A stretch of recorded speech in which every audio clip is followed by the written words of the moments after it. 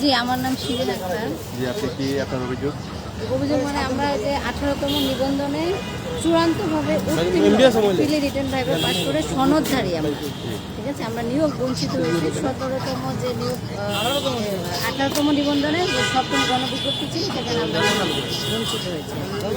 এখন আমাদের অভিযোগ মূলত আসলে একটা মূল অভিযোগটাই হচ্ছে যে দেখেন, ওনারা যে নিবন্ধনের যে প্রক্রিয়াটা, নিয়োগ প্রক্রিয়াটা, এই নিয়োগ প্রক্রিয়াটার মাধ্যমে ওনারা যে ক্রাইটেরিয়া নির্ধারণ করেছিল যে প্রিলি রিটেন ভাইবা পাস হওয়ার পরে ওনারা একটা সনদ দিবে, তারপরে আমাদেরকে নিয়োগ সুপারিশ করবে, এটাই ওনাদের নীতিমালায় রয়েছে। কিন্তু ওনারা আমাদেরকে সনদ দিয়েছে, এখন আমাদেরকে প্রতিষ্ঠানে পাঠাচ্ছে না।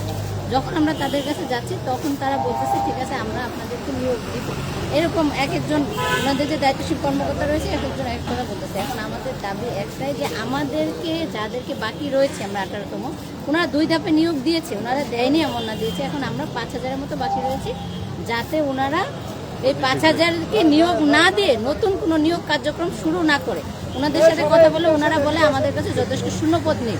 যদি যথেষ্ট শূন্যপদই না থাকবে তাহলে নতুন করে আবার কেন নিয়োগ নীতিমালা চালু করবে? এবং সেই নিয়োগ নীতিমালা কিন্তু আগের যে নিবন্ধন প্রক্রিয়া ছিল সেটা থেকে সম্পূর্ণ নিয়মটা চেঞ্জ করে নতুন একটা নিয়মের আঙ্গিকে তারা আবার নিয়োগ প্রক্রিয়া চালু করতে চাচ্ছে। এখন আমাদের এটাই আমরা 18তম শিক্ষক নিবন্ধনের প্রিলি রিটেন ভাইবা পাস করেছি, চূড়ান্তভাবে উত্তীর্ণ, কিন্তু 7ম গণবিজ্ঞপ্তিতে সুপারিশ বঞ্চিত আমাদের 5 থেকে 6000-এর মতো যোগ্য প্রার্থী এখনও নিয়োগের বাইরে রয়েছে। আপনারা জানেন 18তম শিক্ষক নিবন্ধনের পাশের হার ছিল শতকরা মাত্র 3.24%।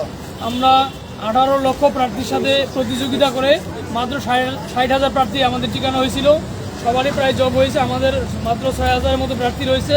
আমরা চাই এনটিআরসি কর্তৃপক্ষ যাতে আমাদেরকে দ্রুত নিয়োগ প্রদান করে শিক্ষাঙ্গনে ফিরে যাওয়ার সুযোগ দেয়। মাননীয় শিক্ষামন্ত্রী বলেছিলেন, উনি বলেছিলেন যে বাংলাদেশ জাতীয়তাবাদী দল যদি ক্ষমতায় আসে, শিক্ষকদের যৌক্তিক দাবি যদি যথাযথভাবে জানানো হয় তাদেরকে আর রাজপথে আসতে হবে না।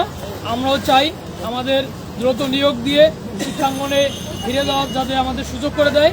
এ ব্যাপারে আমি আবারও মাননীয় শিক্ষামন্ত্রী জনাব আনোয়ার হোসেন মিলন স্যার, মাননীয় শিক্ষা প্রতিমন্ত্রী কবি আজাদ স্যার এবং এনটিআরসির মাননীয় চেয়ারম্যান স্যার সকলের সদয় দৃষ্টি কামনা করছি, যাতে তারা মানবিক দৃষ্টিকোণ থেকে হলেও আমাদের এই যে যারা চূড়ান্তভাবে পাশ করেছি 5 থেকে 6000 যোগ্য প্রার্থী, আমাদেরকে যাতে তারা নিয়োগের একটা ব্যবস্থা করেন এবং আমাদেরকে যাতে শিক্ষকতার মতো মহান পেশায় যাওয়ার সুযোগ করে দেয়। ধন্যবাদ। গত 6 দিন আমাদের 18তম যারা নিয়োগ বঞ্চিত আছে তাদের নিয়মের মধ্যে যে আমাদের 5-6000 ক্যান্ডিডেট যারা আছে তাদের সরাসরি নিয়োগ আবেদনের প্রেক্ষিতে সরাসরি নিয়োগের দাবি জানাচ্ছি। এবং আমি আইনের প্রতি শ্রদ্ধা রেখে আমি বর্তমান শিক্ষামন্ত্রী আনোয়ার মিলন স্যারের প্রতি দৃষ্টি অবগত করছি যেন আমাদের এই যারা নিয়োগ বঞ্চিত আছে সকলকে যেন একটি চাকরির ব্যবস্থা, রিজিকের ব্যবস্থা করে দেয়। তাহলে আমরা কিছু আপনি কিছু বলবেন?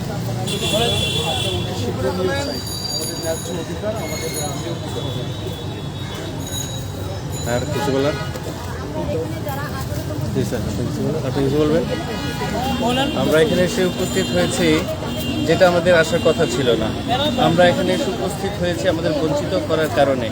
আমরা 18তম শিক্ষক নিবন্ধন পরীক্ষায় প্রিলি রিটেন ভাইবা পাস করে আমরা সুপারিশ বঞ্চিত হয়ে এখানে এসে দাঁড়িয়েছি। তবে আমরা সুপারিশ প্রাপ্য, আমাদের বয়স আছে, আমাদের সার্টিফিকেটের মেয়াদ আছে, তারপরেও শূন্যপদ যুক্ত না করার কারণে আমরা বঞ্চিত হয়েছি। আমরা চাই এনটিআরসি আমাদের ব্যাপারে সব কিছুই জানে, ওনারা যেন মানবিক দিক বিবেচনা করে আমাদের ন্যায্য দাবি যে আমরা শূন্যপদের বিপরীতে আমরা নিয়োগ চাই, সুপারিশ চাই, এটা যেন যথাযথ কর্তৃপক্ষ সদয় দৃষ্টিতে আমাদের ব্যাপারটা দেখে, এটাই আমাদের দাবি। Thank you. আপনার মূল্যবান মতামত।